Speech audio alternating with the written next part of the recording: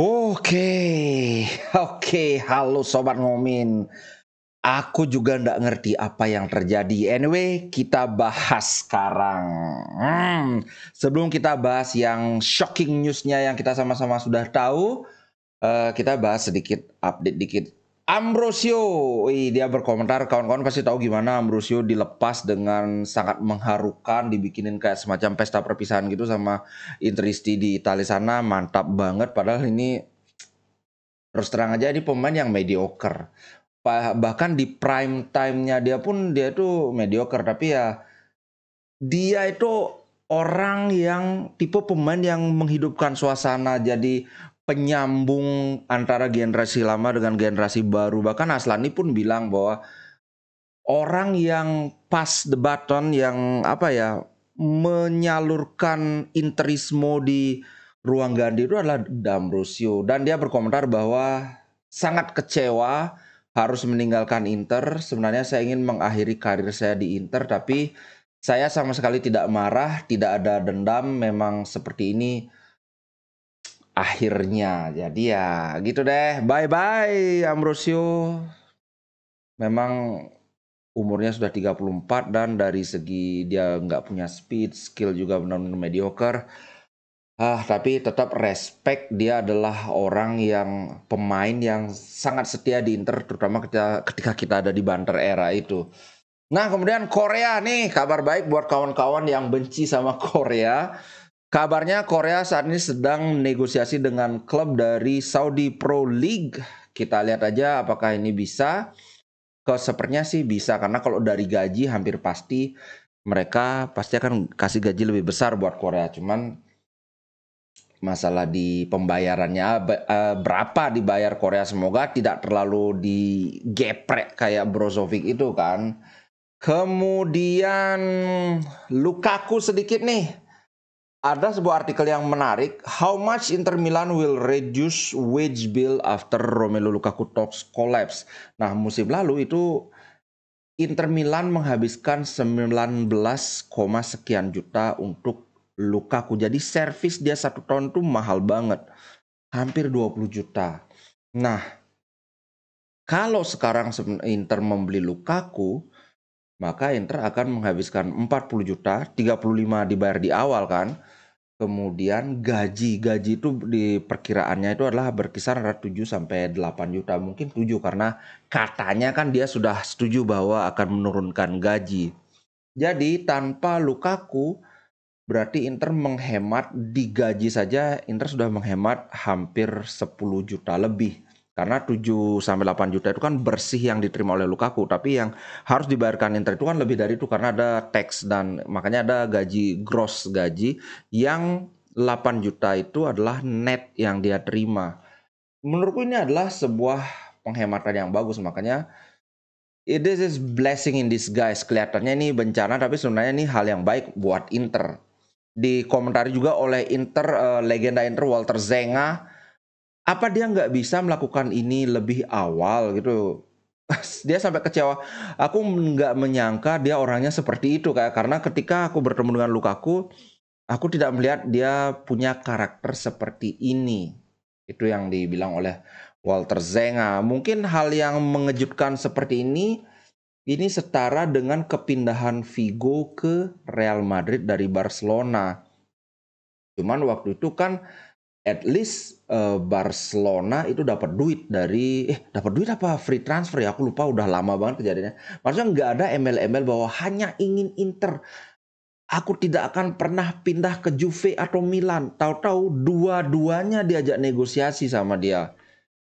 Oke, itu aja, nggak usah terlalu banyak. Nah, sekarang kita bahas soal kejutan yang membagongkan di hari ini. Sebenarnya dari kemarin dini hari, cuman aku sudah mau tidur kan, nggak mungkin bikin bikin konten saat itu juga. Cuadrado ke Inter ini, woi, gila, aku nggak ngerti apakah ini sebuah balas dendam dari Inter kepada Juve karena Juve ngerecokin Lukaku. Nah, sekarang langsung tanpa babi bu, saset, jeng, langsung 1 tahun Cuadrado dikontrak. Ini gratis. totalitas gratis. Gajinya juga enggak terlalu mahal, cuma 2,5 juta. Menurutku sekarang kita akan melihat dari sisi objektif ya. Aku kan kalian pasti tahu lah, aku dulu lumayan sebel sama pemain ini. Tapi sebelnya tuh bukan karena dia pemain yang jelek, cuman ya karena satu, dia sering sekali merepotkan pertahanan Inter karena dia adalah pemain yang udah tua tapi masih punya kecepatan. Itu satu. Kedua ya memang tindak tanduknya menyebalkan. Setiap ngegol goyang-goyang lah. Kemudian dia sempat mukul si Handanovic lah. Berkelahi, memprovokasi wasit lah saat Lukaku kena dirasisin itu kan.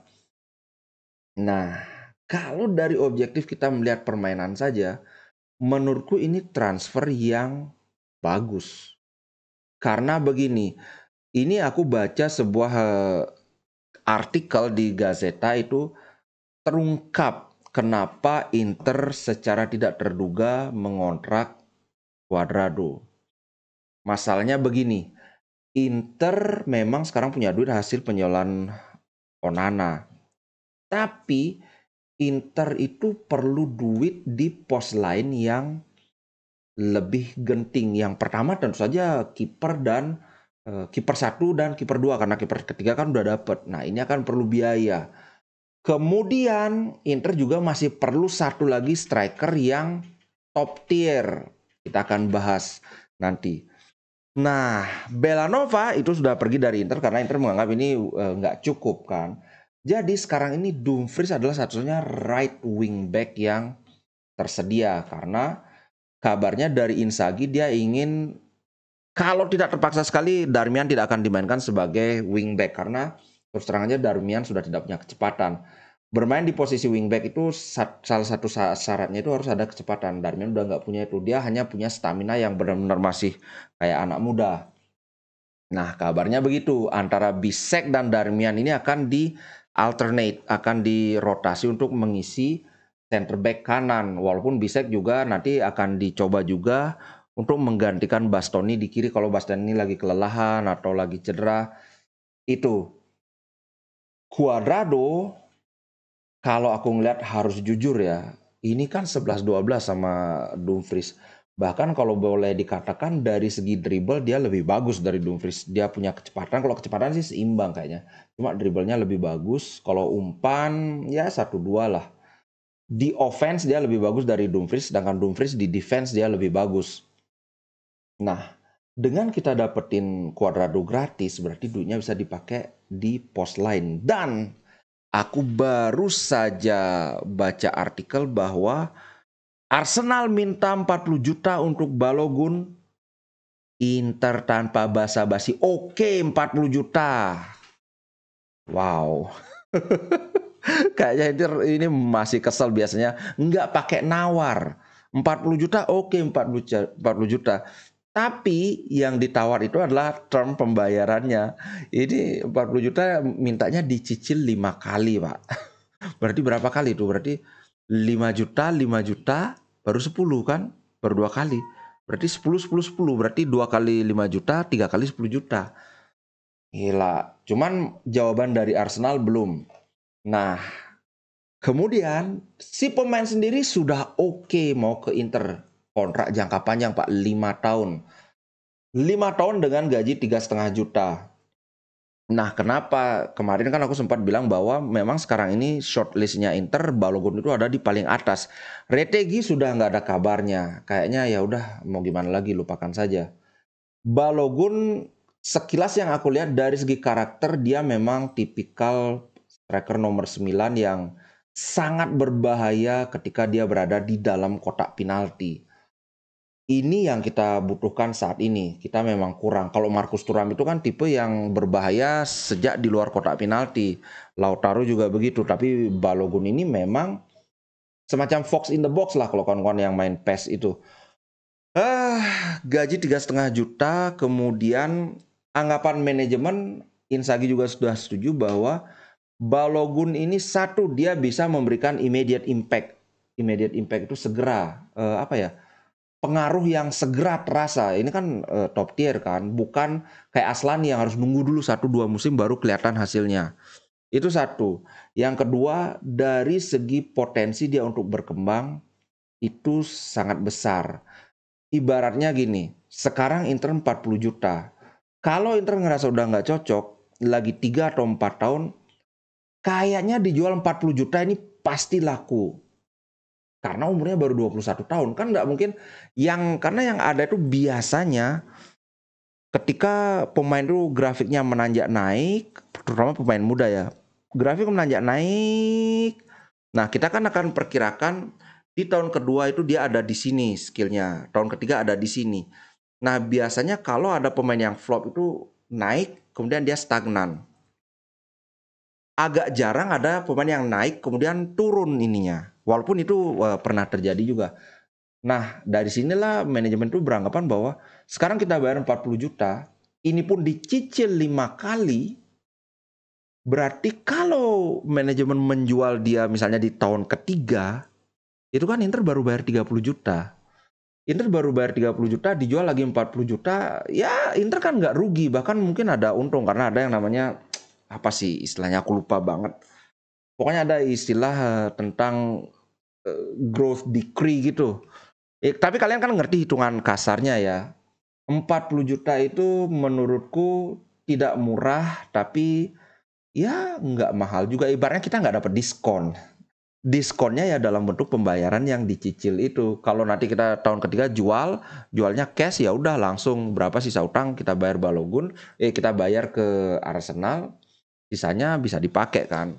Kalau kita bisa mendapatkan Balogun 40 juta, menurutku ini adalah sebuah langkah maju. Berarti kita punya Lautaro, Thuram, dan Balogun sebagai striker utama. Tergantung nanti antara Balogun dan Thuram mana yang lebih mantap. Kalau perkiraanku sih jelas Thuram ya. Tapi Balogun ya dengan kita bermain di 3 kompetisi seperti 2 musim terakhir ini, dia pasti akan sering main. Jadi ya dia tahu bahwa di Inter itu dia sudah terjamin akan dapat menit bermain yang cukup. Gitu sih kalau menurutku guys. Itu dulu untuk kali ini. Buat kawan-kawan yang benci dengan Cuadrado, kalau aku sih tetap menolak di awal. Tapi kalau sudah here we go, kalau sudah deal, dia statusnya pemain Inter ya kita dukung. Kecuali kalau kelemar-kelemar kayak Korea gitu kan. Ngomong gosipnya, Kurvanov akan mengadakan demo untuk menolak Cuadrado besok. Nah, manajemen sedang berusaha melakukan pendekatan supaya ini tidak terjadi. Karena bagaimanapun ya pemain kan, dia akan membela Panji Inter. Gitu sih guys. Kalau menurut kalian kan gimana? Kayaknya banyak yang nggak setuju dengan Balogun ini. Kok Balogun nggak setuju dengan si Cuadrado ini? Tapi banyak juga ya udah bagus lah, biar kalau dia dimain di kita kan dia akan bikin kesel pemain lawan, bikin kesel fans lawan kan gitu. Alright, itu dulu. Jangan lupa aku sudah bikin grup Facebook ngomongin Inter namanya. Jadi kalau kawan-kawan ingin main Facebook juga, kalau kawan-kawan ada yang main Facebook dan ingin bertukar pikiran, diskusi, nyebar gosip, bukan nyebar gosip, maksudnya wah ini ada gosip gini. Jadi intinya saling tukar informasi bisa di grup itu ya. Aku kasih linknya di komen paling atas. Oke, ciao guys, sampai jumpa di konten berikutnya. Ciao.